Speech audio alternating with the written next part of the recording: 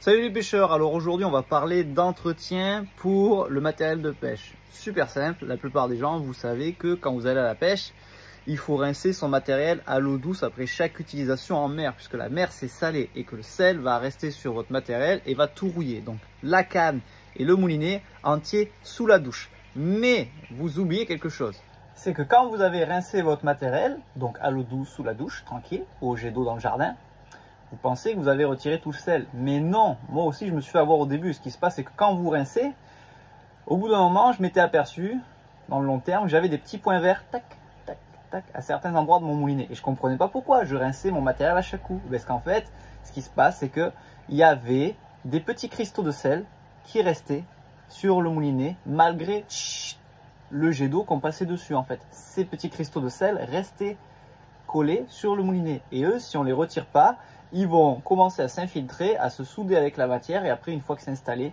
on ne peut plus faire partir.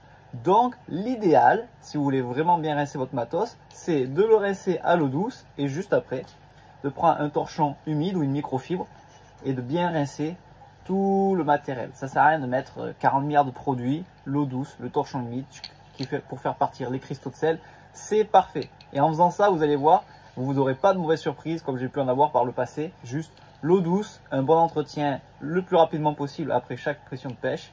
Et là, vous allez garder votre matos longtemps.